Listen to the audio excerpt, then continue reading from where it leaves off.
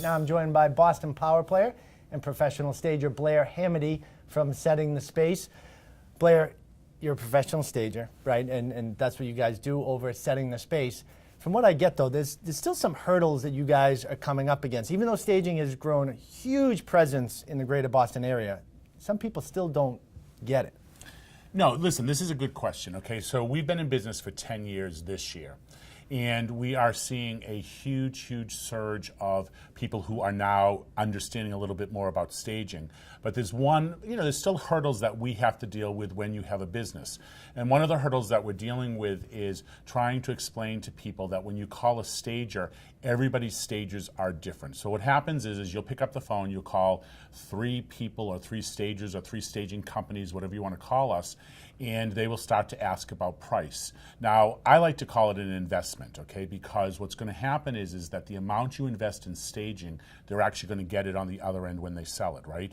So one of the things that we find is that we'll lose a job over $100 or $200 or $300 because they're just, the people are going with a lower price. And it's not a good hurdle to have to deal with, but we do have to deal with it. And what I'm finding is that the quality of stagings are different, and I think a lot of people are having a hard time understanding that. What I'm guessing is that the original problem up front is that the seller doesn't know the right questions to ask. So they automatically go to price and let that guide them to what they do, but it's not necessarily the right answer. Yeah, and you're right. So what's happening is I think because staging is a new industry, it's been around for 50 years out in California, but it's really only been in the New England area for about 10 years.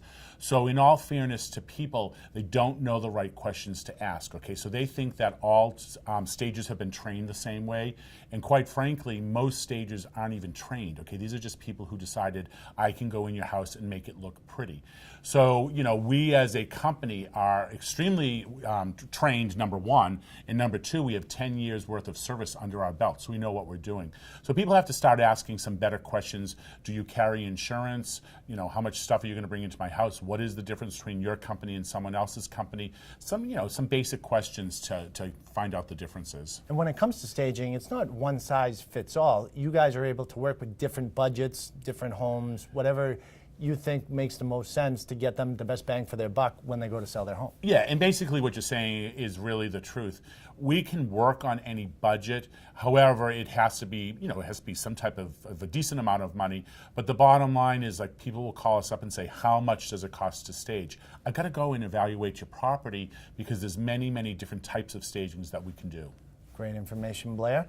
And if you're in the market to sell your property and are looking to connect with a professional stager, you can reach out to Blair and his team directly by going to settingthespace.com. And remember, we have more real estate tips right here on our page on boston.com.